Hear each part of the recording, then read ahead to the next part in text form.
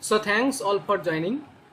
Tonight we are going to read extra poems for Advanced English Reading and Writing Skill Part C and Reading Skill Part 3. Okay, so we know that we have to answer 2 questions for 20 marks from a poem.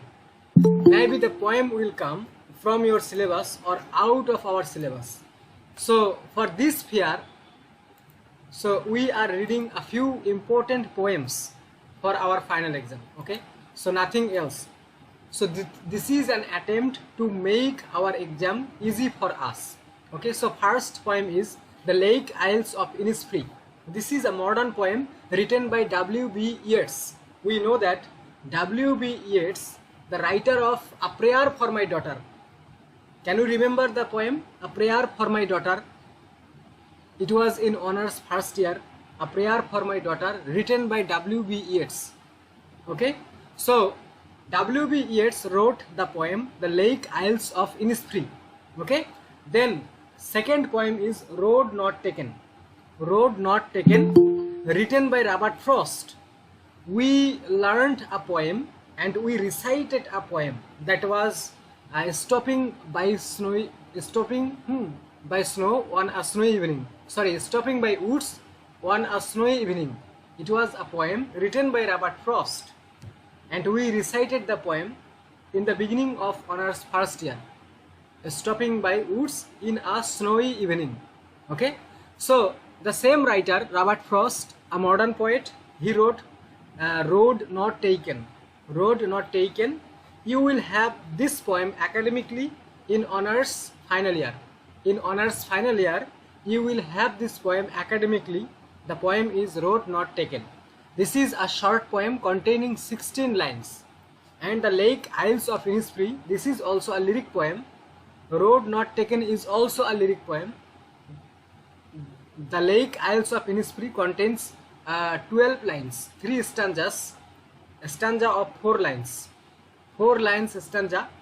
This poem has 3 stanzas. Okay, and Road Not Taken, this poem has 4 stanzas. Each stanza contains 5 lines.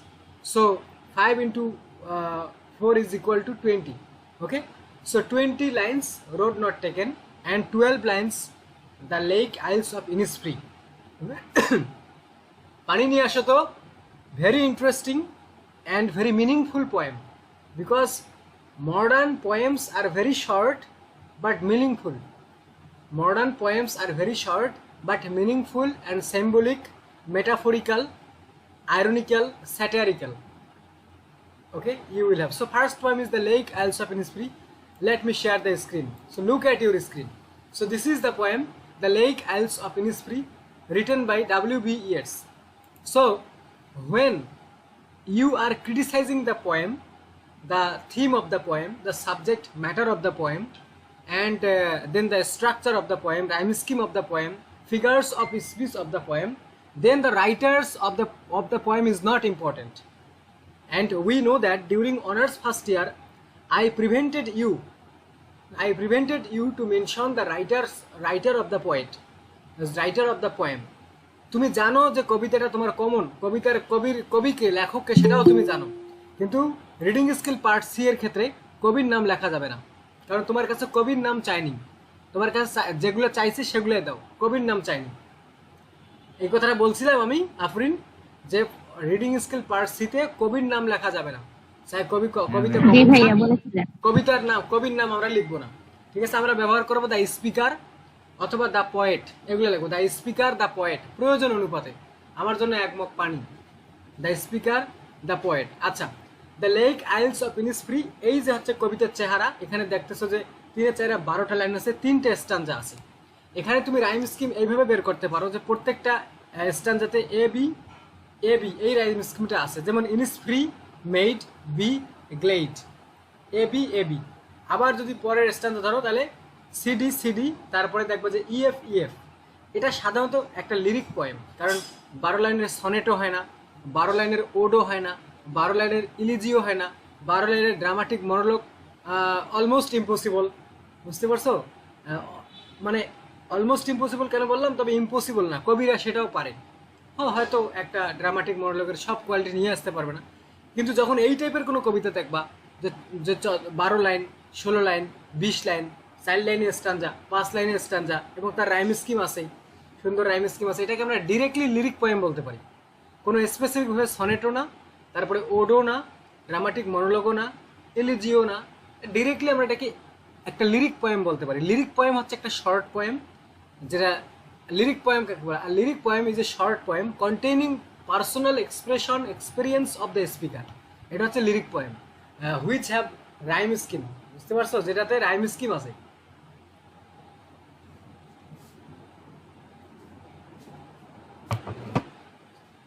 যেটাতে rhyme scheme আছে, যেটাকে গান গাওয়া যায়, এগুলাকে বলা হয় lyric poem.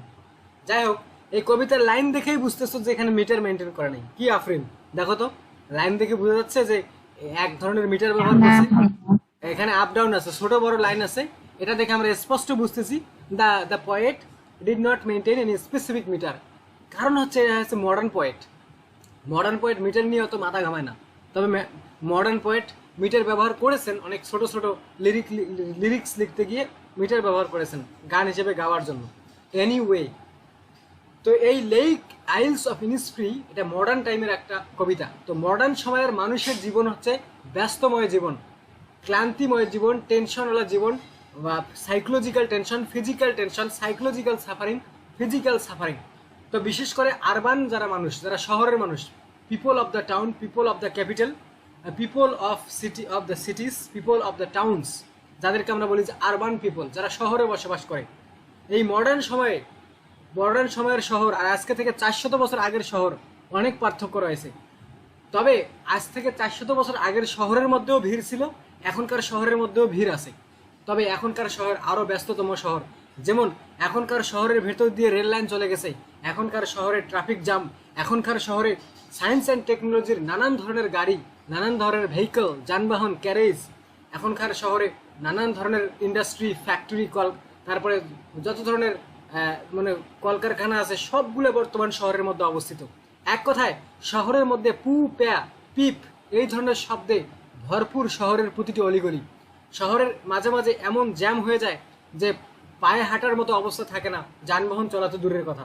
বোঝাতে চাচ্ছি যে শহরের এই ব্যস্ততম জীবনে কিছু ফিলোসফিক্যাল মাইন্ডের মানুষ, কবির মতো কিছু লোক,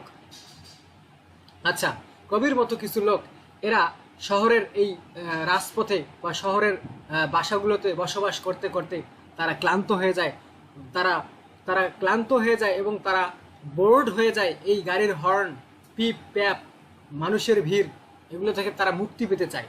এজন্য আমরা জানি যারা রিয়েল লাইফ থেকে প্রকৃতির দিকে পলায়ন করে, বা যারা রিয়েল লাইফ থেকে ইমাজিনেশনের দিকে পলায়ন করে, তাকে আমরা এসক্যাপিস্ট বলি, যেটাকে আমরা এসক্যাপিজম বলি। যে জীবনে ব্যস্ততম জীবন থেকে, জীবনের সাফারিং থেকে, রিয়েল লাইফের দুঃখ দুর্দশা থেকে সরে গিয়ে একটু প্রকৃতির দিকে চলে যাওয়া, একটু রুরাল এরিয়াতে চলে যাওয়া, একটু ন্যাচারাল এরিয়াতে চলে যাওয়া, একটু কান্ট্রি সাইডে চলে যাওয়া, এই আরবান এরিয়া ত্যাগ করে। তো এখানে এই কবিতার স্পিকার যিনি শহরে বসবাস করেন এবং শহরের যন্ত্রণা, জ্বালা যন্ত্রণা, যানবাহনের জট, এবং শহরের মানুষরা খুবই সেলফিশ, এই কথা মনে রাখবা। আমাকে কেউ একজন বলেছিল ইন 2010, সম্ভবত 2010 সালে ঢাকা যাওয়ার পূর্বে, যে ঢাকায় তুমি তখনই যাও যদি ঢাকায় তোমার কোনো ভিক্ষুক আত্মীয় থাকে, তাহলে তুমি ঢাকা যাইতে পারো, তাহলে তোমার রাত কাটানোর মতো তোমার একটা জায়গা থাকবে। কিন্তু তোমার যদি ভিক্ষুকও না থাকে কেউ ঢাকায় পরিচিত, তাহলে ঢাকা শহর যাইও না, তোমার রাত কাটানোর মতো জায়গা খুঁজে পাবা না তুমি। এখানে টোকাই, এখানে সব কিছু, এখানে চোর, এখানে শত্রু, একটা শহরে যা কিছু থাকে, যারা শহরে বসবাস করো সব কিছুই তোমরা জানো। হ্যাঁ, অন্যান্য ফ্যাসিলিটি থাকে, সেটা ভিন্ন কথা।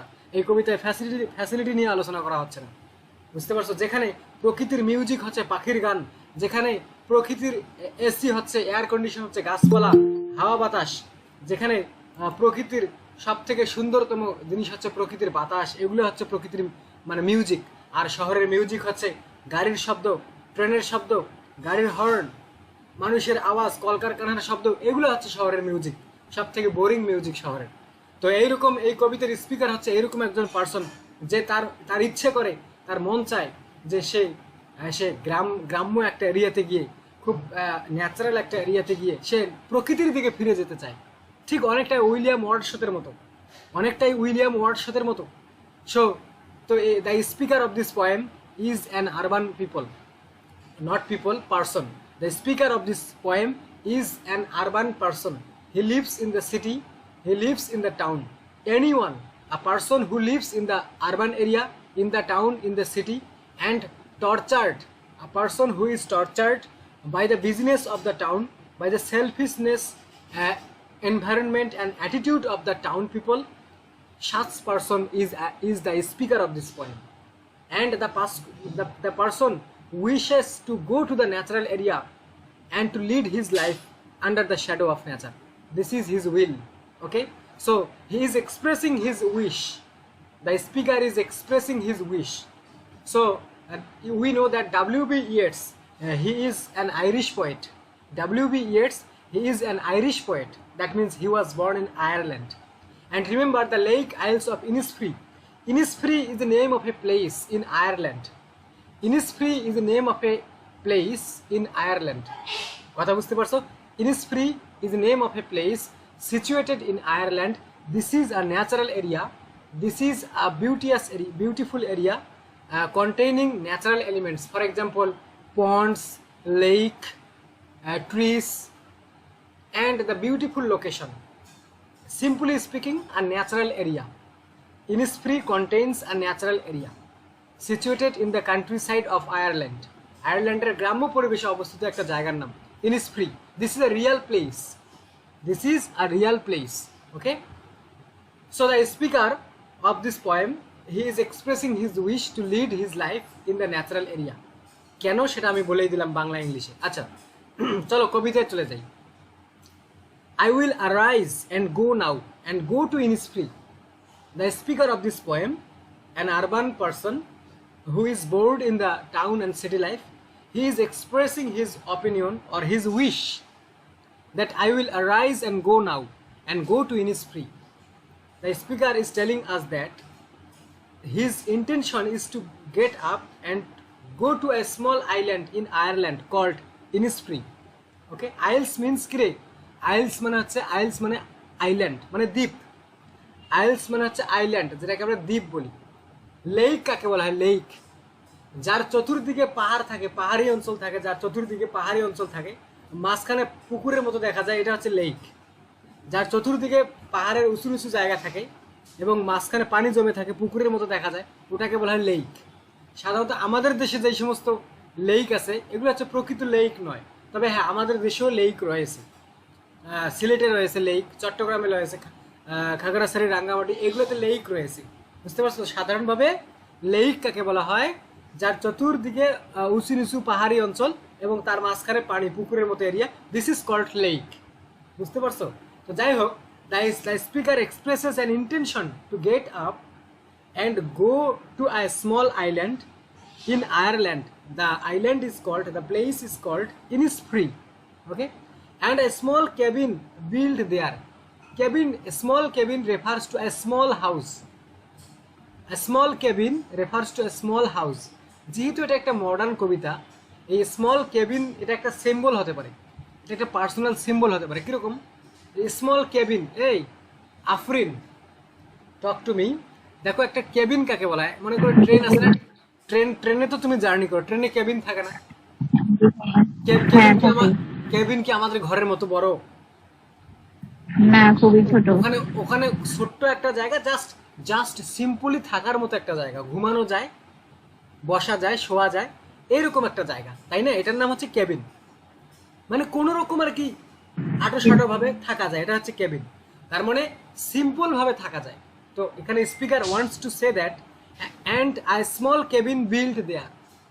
The speaker of this poem is telling us that I will go to Innisfree and live there, and I will build a small cabin, I mean a small house, for example a small cottage. এটা ছোট্ট একটা কুঁড়ে ঘর তৈরি করব।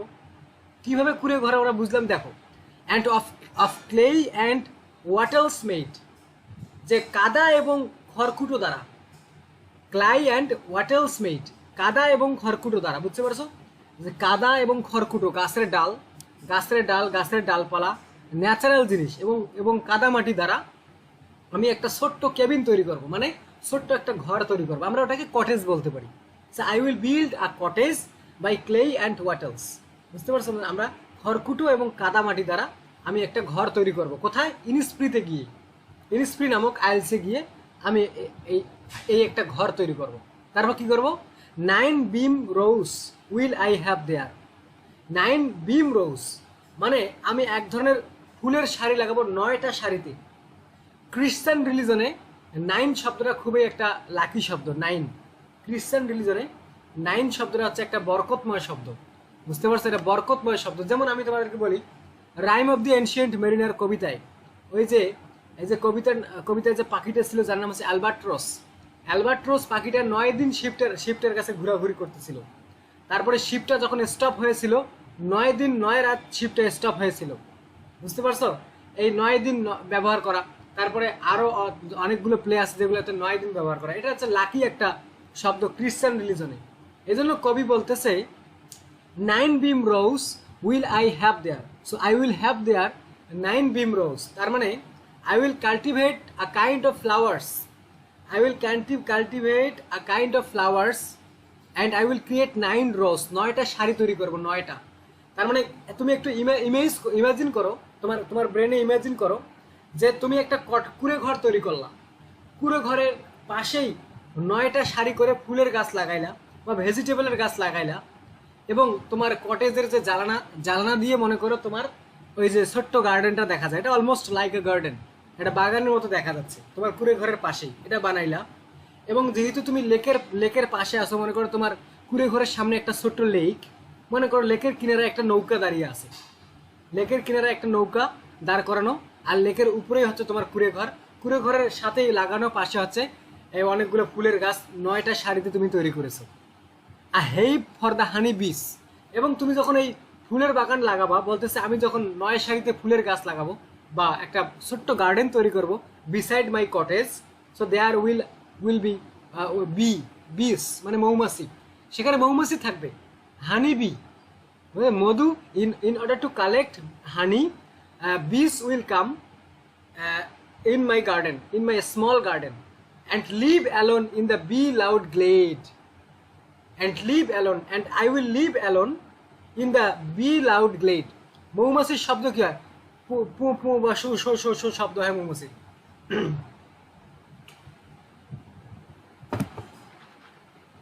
মৌমাছির থেকে এই শব্দটা হয়, ভুম ভুম এরকম শব্দ করে, তাই না? আফরিন এরকম করে না?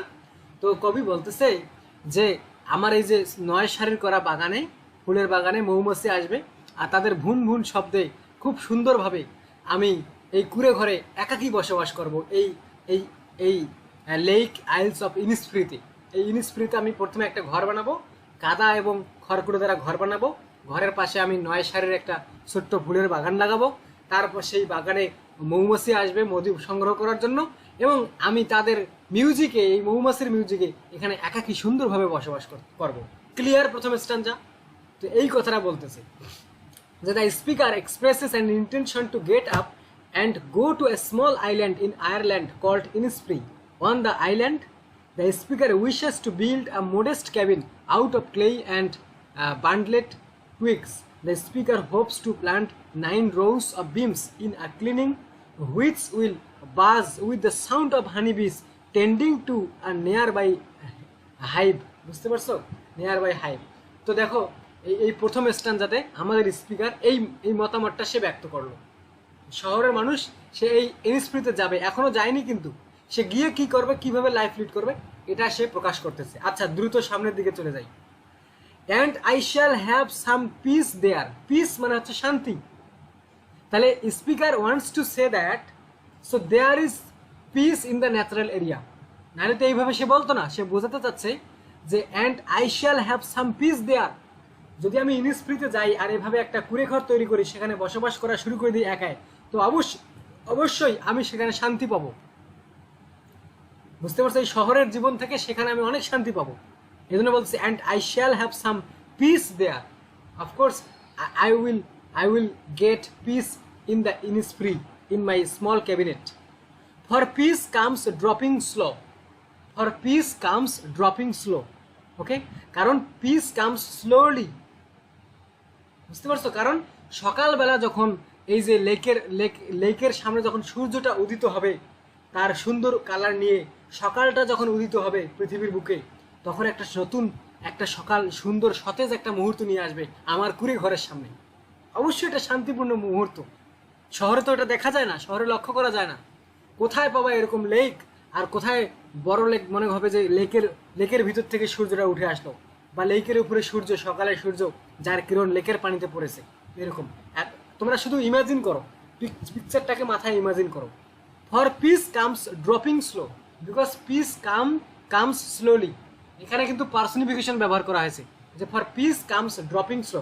পিস হচ্ছে একটা অ্যাবস্ট্রাক্ট জিনিস, যেটা কামস, যেটা আসে, হিউম্যান কোয়ালিটি দেওয়া হয়েছে। Lifeless things are given life, এটা পার্সনিফিকেশন, এই লাইনটা উদাহরণ মনে রাখিও। Dropping from the veils of the morning to where the cricket sings. যে বলা হচ্ছে যে সকালবেলার ভেইল অফ দ্য মর্নিং, সকালের চাদর। ভেইল মানে হচ্ছে পর্দা, ভেইল মানে হচ্ছে পর্দা, চাদর। যে সকালটাকে চাদর হিসেবে ব্যবহার করা হয়েছে।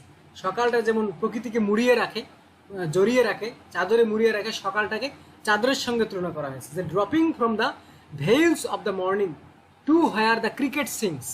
এমন একটা সকাল এখানে আমি কুড়ে ঘরের সামনে পাবো, যে জিনিসটা আমার জন্য ধীরে ধীরে শান্তি নিয়ে আসবে। হোয়ার দ্য ক্রিকেট সিংস। ক্রিকেট হচ্ছে ঝিঝি পোকা, ক্রিকেট বলা হয় ঝিঝি পোকা, এক ধরনের পোকা। এই প্রকৃতিতে থাকে না এক ধরনের পোকা, ঝি ঝি ঝি শব্দ করে বা গান গায়, একই শব্দ বারবার করতে থাকে, পোকাটাকে দেখাও যায় না। এই টাইপের কিছু পোকা আছে না প্রকৃতিতে, আমরা গ্রামে যারা বসবাস করি আমাদের এই অভিজ্ঞতা আছে। তো যেখান থেকে পোকারা ক্রিকেট মানে হচ্ছে ঝিঝি পোকা বা ইনসেক্ট, বুঝতে পারছো, গান গায়। There midnight's all a glimmer and noon a purple glow and evening full of the linnet's wings. সে একটা সিচুয়েশন বোঝাচ্ছে যে এই প্রকৃতিতে সকালে, দুপুরে এবং সন্ধ্যায় প্রত্যেকটা সিচুয়েশনে তুমি শান্তি পাবা। শহরের মতো নয়, শহরে সকালে যানজট, দুপুরে যানজট, সন্ধ্যায় যানজট, রাতের বেলায় ক্লান্ত শহর, দিনের বেলায়ও ক্লান্ত শহর, ব্যস্ত শহর, দিনের বেলায় ব্যস্ত শহর, রাতের বেলায় ক্লান্ত শহর। কিন্তু এই লাইনগুলো দ্বারা there midnight's all a glimmer, there midnight's all a glimmer and noon a purple glow and evening full of the linnet's wings. এটা লিনেটস একটা পাখির নাম, ঠিক আছে। While little birds flutter about in the evening.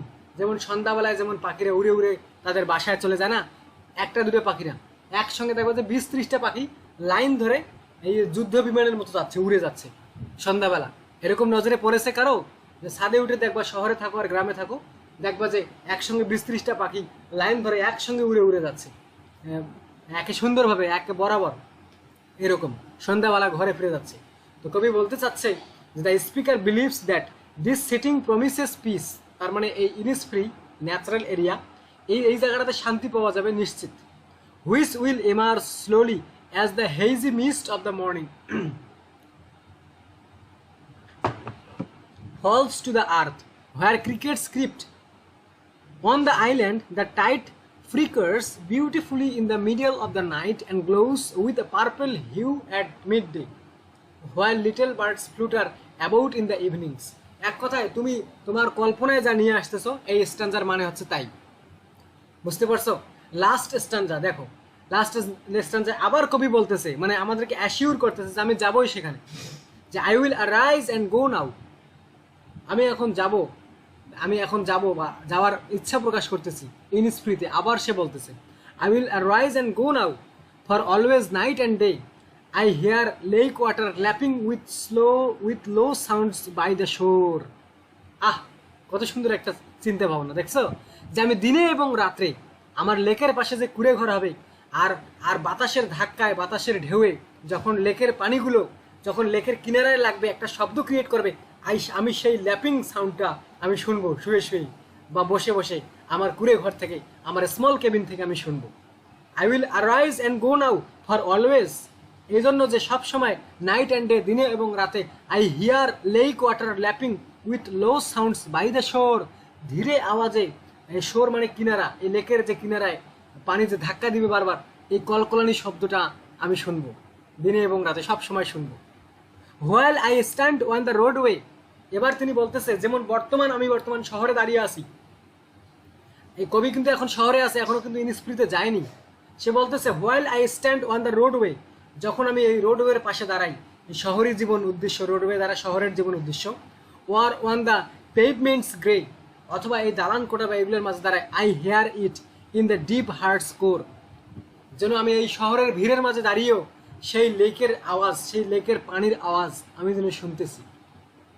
তো ডিস্টেন্সটা দেখো, তার মন ছুটে যাচ্ছে ন্যাচারাল এরিয়াতে একটু শান্তি পাওয়ার জন্য। কারণ শহরের এই সেলফিশ এনভায়রনমেন্ট, এই busy day and tired night, শহরের চিত্রটা অন্যরকম। রাতের বেলায় যেমন আমাদের টিনের বাড়ি, যতই গরম থাক না কেন, সন্ধ্যা হবে, রাত 7টা-8টার মধ্যে বাড়ি ঠান্ডা, এমনকি শেষ রাত্রে কাঁথা গায়ে দিয়ে অথবা কম্বল গায়ে দিয়ে রাত কাটাতে হয় এখনো এই গরমেও। আর আমাদের শহরে দেখো সারা রাত ফ্যান চলতেছে, তারপরেও গরম হাওয়া আসতেছে, প্লাস একবার কারেন্ট চলে গেলে একদম শরীর দিয়ে ঘামের বন্যা বয়ে যায়।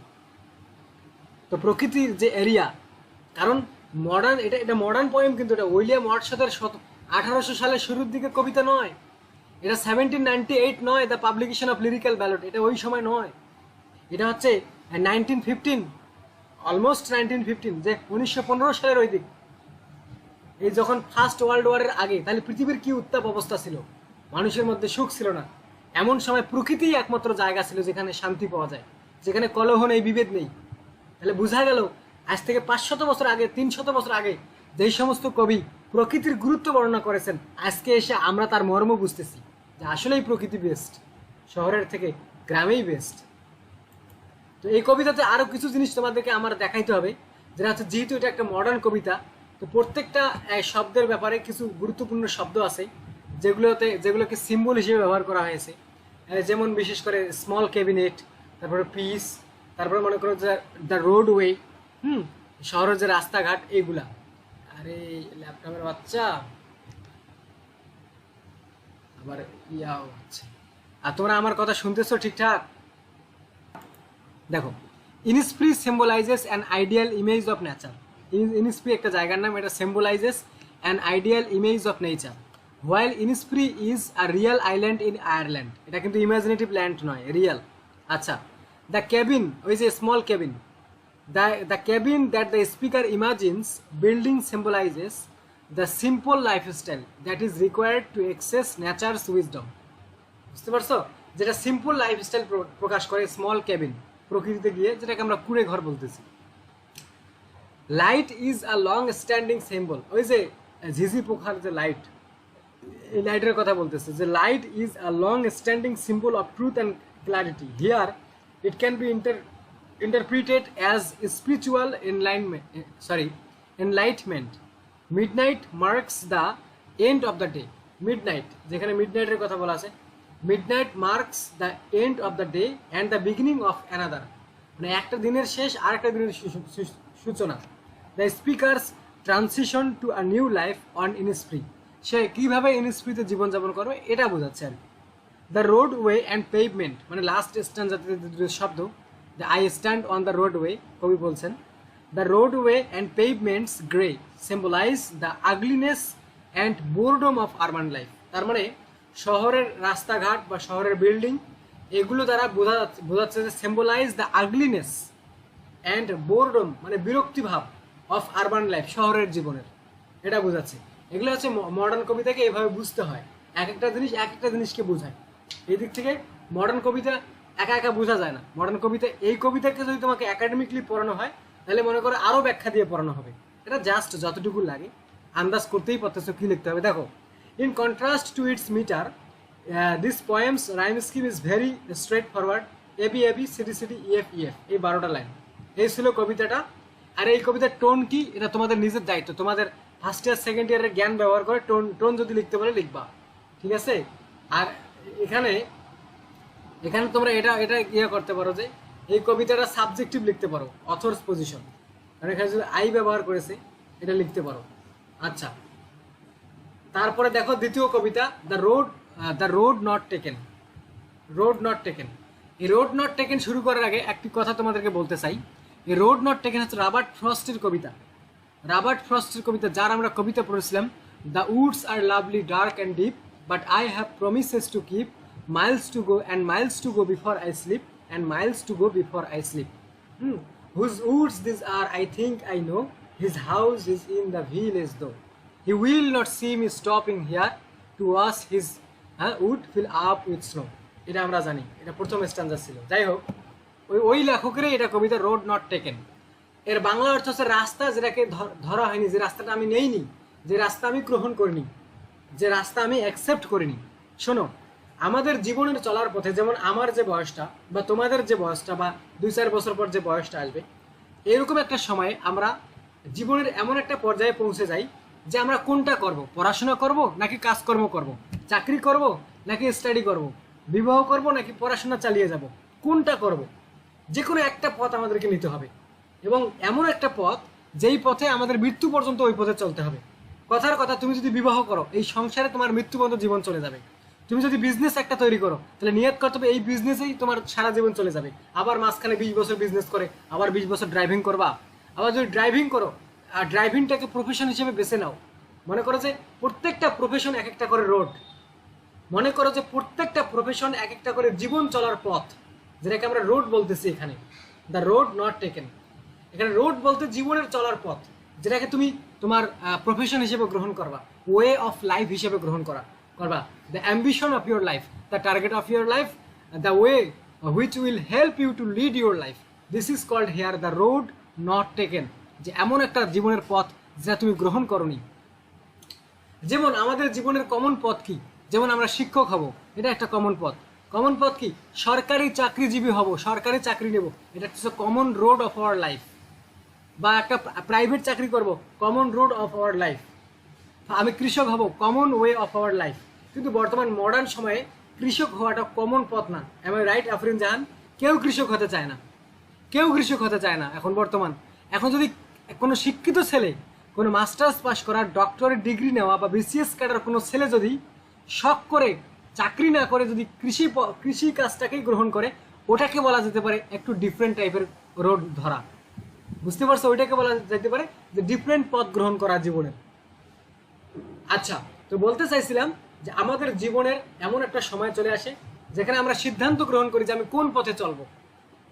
তো দেখা যায় যে অনেক কমন পথ আমাদের জীবনের সামনে থাকে, যেই পথে আরো হাজার হাজার মানুষ চলতেছে। কেউ ব্যবসায়ী, কেউ শিক্ষক, কেউ জাজ, কেউ ব্যারিস্টার, কেউ ফার্মার, বা কেউ যে কোনো ইয়াতে। তবে কিছু পথ আমাদের জীবনে আছে যেগুলো সম্পর্কে কেউ চলতে চায় না। যেমন খুব শিক্ষিত মানুষ কৃষক হতে চায় না, এটা একটা ডিফারেন্ট ওয়ে। তারপরে শিক্ষিত তো সবাই, সবাই কবি হতে চায় না, সবাই লেখক হতে চায় না, এটা ডিফারেন্ট একটা পথ। সবাই কবি হতে চায় না, সবাই লেখক হতে চায় না, এটা একটা ডিফারেন্ট পথ। সবাই চিন্তা করে, বিশেষ করে এটা কিন্তু মডার্ন সময়ের কবিতা, মডার্ন সময়ের ভাবনা তোমাকে ভাবতে হবে যে মডার্ন মানুষ কবিতা পড়ে না, মডার্ন মানুষ ড্রামা পড়ে না, মডার্ন মানুষ বই পড়তে চায় না, মডার্ন মানুষ বিলাসিতা করে, সফর করে, প্রকৃতিতে সময় নষ্ট করে না। মডার্ন মানুষ সেলফিশ হয়ে থাকে, টাকার পিছনে ছোটে, অর্থের পিছনে ছোটে, সময়ের পিছনে ছোটে, মানে ইয়ার পিছনে ছোটে, সময় নেই তাদের, নিজের জন্য সময় নেই। এই জন্য ফ্রান্সিস বেকন বলেন যে ব্যক্তি নিজেকে সময় দেয় না, যে ব্যক্তি নিজেকেই চেনে না, বা যার আত্মা তাকে চেনে না, অথচ সবাই তাকে ভালো জানে, ওই লোকের ওপর মৃত্যু কঠিনভাবে পতিত হোক। Death falls heavy upon him who known well to others but unknown to himself. ওই ব্যক্তির উপর মৃত্যু কঠিনভাবে পতিত হোক যেই ব্যক্তি সবার কাছে ভালোভাবে পরিচিত কিন্তু নিজের কাছে পরিচিত নয়।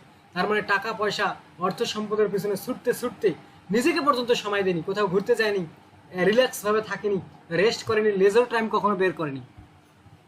তো রবার্ট ফ্রস্ট একজন মডার্ন পোয়েট, রবার্ট ফ্রস্ট একজন মডার্ন পোয়েট।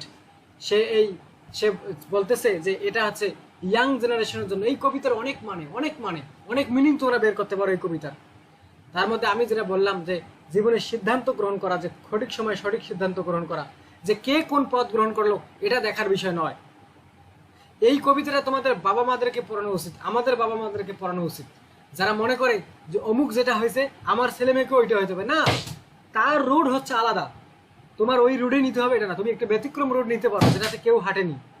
তো এই কবিতার স্পিকার আমাদেরকে এমন একটা ইমেজ আমাদের সামনে তুলে ধরেছে, যে ইমেজটা আমি মুখ দিয়ে বলবো, তোমাদেরকে মাথায় বুঝে নিতে হবে। মনে করো তুমি কোনো একটা প্রাকৃতিক এরিয়াতে চলতেছো, যেখানে যেখানে মনে করো যে রাস্তায় মনে করো যে ঘাস আছে, রাস্তায় ঘাস আছে, রাস্তার দুই সাইডে আগাছা রয়েছে, যেটাকে আমরা উড বলতেছি। এটা মকটা রাখো তো, যেটাকে আমরা উড বলতেছি, আগাছা। তো রাস্তার দুই সাইডে আগাছা আছে, আর প্লাস রাস্তাটা হচ্ছে মাটির রাস্তা, এবং যেখানে মনে করো ঘাস আছে, আমরা যেমন দুর্বা ঘাস বলি বা মোটা মোটা চাপা ঘাসগুলো বলি, রাস্তায় সাধারণত যে ঘাসগুলো হয়, তো এরকম ঘাস। মনে করো তুমি এমন একটা জায়গায় আসছো, এমন একটা জায়গায় দাঁড়াইছো, এখানে দাঁড়াইছো জীবনের এই পর্যন্ত একটা সোজা রাস্তায় চলে আসছো, এসে তুমি মনে করো যে দাঁড়াইছো তুমি ইয়াতে, মনে করো যে যাত্রাবাড়ি থেকে তুমি সাইনবোর্ড আসছো, এখন সাইনবোর্ড এসে দেখতেছো একটা রাস্তা চলে গেছে ওইদিকে কাশপুর, আর একটা রাস্তা এইদিকে সাইনবোর্ড হয়ে চলে গেছে মনে করো যে নারায়ণগঞ্জ শিবু মার্কেট, নারায়ণগঞ্জে চলে গেছে। এখন তুমি ডান দিকে শিবু মার্কেট যাবা, নাকি সামনে সোজায় তুমি মনে করো যে কাশপুর হয়ে তুমি চট্টগ্রাম চলে যাবা, কুমিল্লা হয়ে চট্টগ্রাম চলে যাবা? এটা মনে করো যে এমন একটা সোজা জীবনের, আমাদের যে প্রথম জীবনের কালটা স্টুডেন্ট লাইফ, এটা মনে করো একটা সোজা পথ, পুরো লাইফটাই স্টুডেন্ট ছিলাম। স্টুডেন্টের পরে এখন আমি কি করব? তো এই পুরো সোজা স্পটটা চলে এমন এক জায়গায় দাঁড়াইছো, সামনে গিয়ে দেখতেছো এরকম দুইটা রাস্তা। এখন এই দুইটা রাস্তার কোন রাস্তাটাকে তুমি গ্রহণ করবা? সামনে গিয়ে দেখতেছো তোমার ডানে একটা রাস্তা, বাম দিকে একটা রাস্তা, তবে কোন রাস্তা গ্রহণ করবা? কথার কথা তুমি আইরনিক্যালি তুমি পথ চলতেছো বা সিম্বলিকলি তুমি রাস্তা চলতেছো, গিয়ে কোনো একটা জায়গায় যাচ্ছ, যাইতে তুমি দেখতেছো যে সামনে গিয়ে দুইটা রাস্তা, কোন রাস্তা নিবা? দেখতেছো যে একটা রাস্তায় ঘাস কম, যেমনটা দেখা যায় যে আমাদের কলেজ ফিল্ডে যে ঘাসে পরিপূর্ণ থাকে আমাদের কলেজ ফিল্ড, কিন্তু কোন জায়গায় ঘাস থাকে না কেউ বলতে পারবে আমাকে? আচ্ছা মিতু, তুমি আমাকে বলো, মিতু, হাবিব ভাইয়ের আইডি থেকে মিতু তুমি আমাকে বলো, তোমার কলেজ ফিল্ডে সবসময় ঘাস থাকে, কোন জায়গাটাতে ঘাস থাকে না আমাকে বলো তো দেখি, বা ঘাস ঠিক মতো হয় না কোন জায়গাটাতে, বলো। আচ্ছা হৃদৃতে তুমি বলো, কোন জায়গায় ঘাস থাকে না ঠিক মতো, কও, কেউ বলতে পারবা? চলাচল করে, ইয়েস, যে জায়গায় মানুষ চলাচল করে, যেই জায়গা দিয়ে মানুষ চলাচল করে ওই জায়গার ঘাসটা মরে যায় মানুষের চলাচল করার কারণে। তো এই কবিতার যে স্পিকার, তিনি জীবনের পথ চলতে চলতে এমন এক জায়গায় গেছেন যেখানে তাকে দুইটার যে কোনো একটা রাস্তা ফলো করে তাকে ডেস্টিনেশনে পৌঁছাতে হবে, তার টার্গেটে যেতে হবে। তো সে একটা গিয়ে দেখছে ডান দিকের যে রোড, সেখানে রোড দেখে মনে হচ্ছে যে এটা মানুষ, এই রোডে মানুষ অনেক চলাচল করেছে, কারণ এই রোডে আগাছা কম, প্লাস রোডটা পরিষ্কার, এবং রোডটাতে যে ঘাসগুলো আছে এগুলো দেখে বোঝা যাচ্ছে যে এই পথে কেউ চলাচল করেছে, মানুষের হাঁটার চিহ্ন এখানে আছে। তার মানে এটা একটা কমন রোড, এদিক দিয়ে মানুষ চলাচল করে, এই রোডটা নিরাপদ বলতে এই রোডের সিকিউরিটি এবং সেফটি দুটাই বেশি, কারণ যে পথে মানুষ চলাচল করে এই রোডের সিকিউরিটি এবং সেফটি সব সময় থাকে। মনে করো ওয়াইল্ড অ্যানিমেল বা মনে করো যে গ্যাং অফ রোবার বা থিপ, গ্যাং অফ থিপ, এদের ভয় কম থাকে কমন রোডে, যে এটা দিয়ে সবসময় মানুষ চলাচল করে। তারপর তিনি বাম দিকে তাকিয়ে দেখলেন যে এই রোডে প্রচুর পরিমাণ ঘাস, গাছের পাতা ঝরে পড়ে রয়েছে রাস্তায়, তার মানে তিনি বুঝলেন যে এই পথে তেমন মানুষ চলাচল করে না। কিন্তু তিনি ডান দিকের রাস্তা না নিয়ে তিনি বাম দিকের আনকমন রাস্তাকে নিলেন, কমন রোড যেটা ক্লিয়ার ছিল, পরিষ্কার ছিল, এটা না নিয়ে আমাদের কবিতার স্পিকার তিনি ভাবলেন যে সবাই তো এই পথে চলাচল করে, কিন্তু সবার উদ্দেশ্য একটা সাকসেস হওয়া, আমি আজকে ডান দিকের কমন পথে যাব না, আমি আনকমন এই পথে চলাচল করব, আমি আনকমন পথে চলে যাব, অর্থাৎ যেই পথে আগাছা আছে বেশি, যেই পথে ঝরে যাওয়া পাতাগুলো আছে দেখে মনে হচ্ছে এদিক দিকেও চলাচল করে না, মানে একটা ডিফারেন্ট ওয়ে, একটা ডিফারেন্ট রোড যেটার দ্বারা সে চলাচল করে সে তার ডেস্টিনেশনে পৌঁছাবে। বুঝতে পারছো? এখন আমি তোমাকে বলি যে যেই রোডটা ডিফারেন্ট, যে রোড দিয়ে কেউ চলাচল করে না, সেখানে রোবারের ভয় থাকবে, সেখানে থিপের ভয় থাকবে, ওয়াইল্ড অ্যানিমেলের ভয় থাকবে, ডার্কনেসের ভয় থাকবে, বা অনেক ধরনের ভয় থাকবে, যেই রাস্তাটা অপরিচিত, যেই রাস্তায় সহজে কেউ চলাচল করে না। এই সমস্ত ভয়কে উপেক্ষা করে তোমাকে গন্তব্যে যেতে হবে। এই শর্তগুলো মেনে এই কবিতার স্পিকার সে কি করেছে, যে সবাই যেই পথে হাঁটে আমি সেই পথে হাঁটবো না, আমি একটু ব্যতিক্রমভাবে হেঁটে সাকসেস হতে চাই। তো আমাদের কবিতার যে স্পিকার তিনি বাম দিকে অর্থাৎ লেফট সাইডের যে রোড, যেটা আনকমন রোড, যেটা কেউ ইউজ করে না, আনট্রাভেলড একটা রোড, সেই রোডে তিনি পথ চলা শুরু করলেন। এবং কবিতা শেষ হতে হতে স্পিকার আমাদেরকে কবিতার শেষে বলবে যে এই এই আনকমন রোডটাকে আমি নিয়েছি বলেই আমি আজকে ডিফারেন্ট ধরনের লাইফ লিড করতেছি, আমি সাকসেসফুল। এই জন্য তিনি বলছে রোড নট টেকেন, যেই রোডটা কমন এটা আমি গ্রহণ করিনি, রাইট ওয়েটা ডান দিকের যে রাস্তাটা ছিল এটা আমি গ্রহণ করিনি, আমি এমন একটা রাস্তা গ্রহণ করেছি যেটা কেউ গ্রহণ করে না, খুব কম সংখ্যক লোক গ্রহণ করে। যেমন এই কবিতার স্পিকার হিসেবে বলা হয় যে কবিতার কবি নিজেই স্পিকার, রবার্ট ফ্রস্ট নিজেই একজন স্পিকার, কারণ রবার্ট ফ্রস্ট তিনি কবি ছিলেন, তিনি রাইটার ছিলেন, আর কবি কেউ মডার্ন যুগে কবি আর রাইটার হতে চায় না। অথচ রবার্ট ফ্রস্ট তার যে মনে করে ওয়ার্ল্ড ফেমাস কবিতা, এটা দ্য রোড নট টেকেন, এটা হচ্ছে একটা ওয়ার্ল্ড ফেমাস কবিতা, সারা বিশ্বে প্রসিদ্ধ একটা কবিতা এই কবিতাটা, শুধুমাত্র এর থিমের কারণে, এর আন্ডারস্ট্যান্ডিং, এর প্রেজেন্টেশনের কারণে এই কবিতাটা। দেখছো, তুমিই গেস করো যে কত সুন্দরভাবে তিনি জীবনের এই জিনিসটাকে মুহূর্তটাকে তুলে ধরছে, যে কখন কোন সিদ্ধান্ত গ্রহণ করতে হবে। চাইলে তুমি এটার আরো অনেক মিনিং বার করতে পারো। So this poem you will have in honours final year. তাহলে দেখো, অনার্স ফাইনাল ইয়ারে এই ছোট্ট কবিতাটা দিয়েছেন, এই মনে করো 20 লাইনের এই কবিতাটা অনার্স ফাইনাল ইয়ারে দিয়েছেন, তার মানে তোমার পরিপক্ক জ্ঞান যখন আসবে তখন দিয়েছেন এই কবিতাটা, বুঝতে পারছো? তো এটা আসতে পারে, দ্যাটস ওয়াই এটা পড়ানো হচ্ছে। আচ্ছা, যাই হোক, যাদের ইমপ্রুভ আছে ফার্স্ট ইয়ারে রিডিং স্কিল পার্ট সি দিবা, তাদের জন্য এই কবিতাটা গুরুত্বপূর্ণ। চলো কবিতাটা এবার পড়ি, এর মূল বক্তব্য তোমাদের মাথায় ঢুকে দেওয়া হয়ে গেছে। চলো কবিতা দেখো। Road not taken, written by Robert Frost. Two roads diverged in a yellow wood. Yellow wood, wood মানে এখানে ফরেস্ট। যেমনটা বলতেছিলাম, the speaker is walking and suddenly he stopped and he found two diverged, মানে two different roads, opposite road, একটা road ডান দিকে গেছে, একটা রোড বাম দিকে গেছে। এই জন্য স্পিকার বলা শুরু করছে, two roads diverged in a yellow wood. Yellow wood একটা ইয়েলো কালারের একটা একটা একটা ফরেস্টে, যার গাছপালা ইয়েলো কালারের হয়ে গেছে। ইয়েলো মানে কি ম্যাডাম? হলুদ। তো হলুদ কালারের গাছের পাতা একসময় হয়ে যায় না, পাকা গাছের পাতা পেকে গেলে হলুদ কালার হয়ে যায়। তো সেই হলুদ পাতাগুলো রাস্তায় পড়েছে, গাছের পাতা হলুদ, এরকম একটা, এই জন্য বলছে ইয়েলো উড। তো সেখানে গিয়ে দাঁড়িয়েছে, দেখতে দুই দিকে দুইটা রাস্তা ডাইভার্সড, ভাগ হয়ে গেছে, বুঝতে পারছো? So two roads diverged in a yellow wood and sorry I could not travel both. কত সুন্দর expression. The speaker said that and sorry I could not travel both, and আমি দুঃখিত যে আমি দুইটাতে সফর করতে পারিনি, যে কোনো একটাতে আমাকে সফর করতে হবে। Sorry I could not travel both and be one traveller, এবং আমাকে বি ওয়ান ট্রাভেলার, যে কোনো একটা রাস্তায় চলতে হবে, একটা রাস্তায় ওয়াকিং করতে হবে।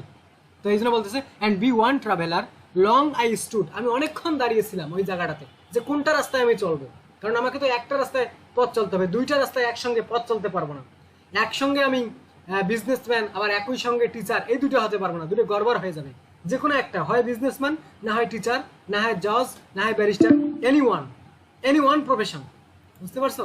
এই জন্য স্পিকার বলতেছে যে long I stood and looked down one as far as I could to where it bent in the underground.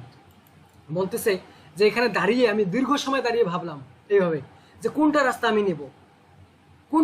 নেব, খুব ডাইন দিকের রাস্তা খুব গভীরভাবে খেয়াল করতেছে, বাম দিকের রাস্তা খুব গভীরভাবে খেয়াল করতেছে, এবং ভাবতেছে কোনটা পরিচিত রাস্তা, কিন্তু কোনটা আনকমন রাস্তা, কোনটা ওয়েল নোন, কোনটা আননোন রাস্তা, সে গভীরভাবে ভাবতেছে। দেখো কত সুন্দর এক্সপ্রেশন কবিতাটার।